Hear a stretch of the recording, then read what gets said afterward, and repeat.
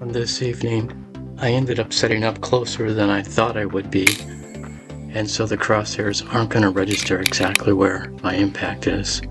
Additionally, on this scope, the crosshairs that I'm recording aren't exactly what I'm seeing through the scope, at least at this night.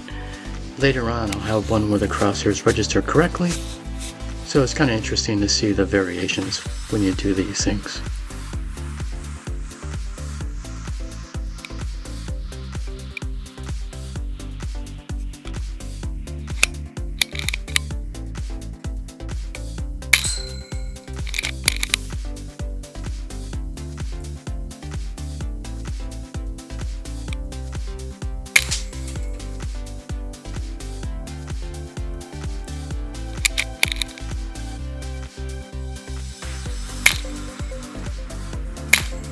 These rats are a real plague inside this particular pen. The pigeons are just tortured by them, both from the vermin and by the fleas and other things that the rats are bringing in. The rats' feces are ending up in their food. It's a very unhealthy situation. Normally I wouldn't take some of these shots because they appear to be a little bit less than humane. But again, these rats need to go immediately and completely.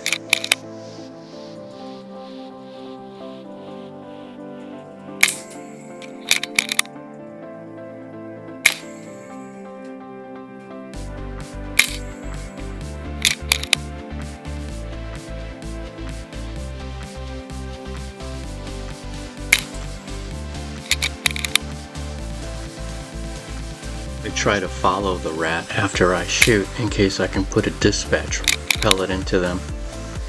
Yes, sometimes I could get a double or a triple if I were to just stay in that particular area and not follow down the rat I just shot, but I think it's important, when possible, to dispatch the rat completely before moving on to the next. Figured out the holdover on this last rat, and from here things get a little smoother.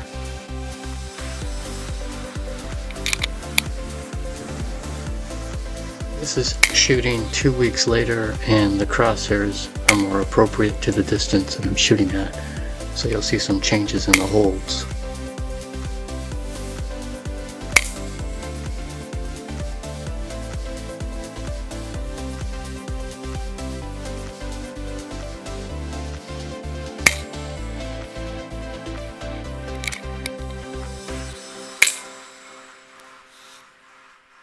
There's a rubber mat at the bottom of this cage, and there's some holes in it.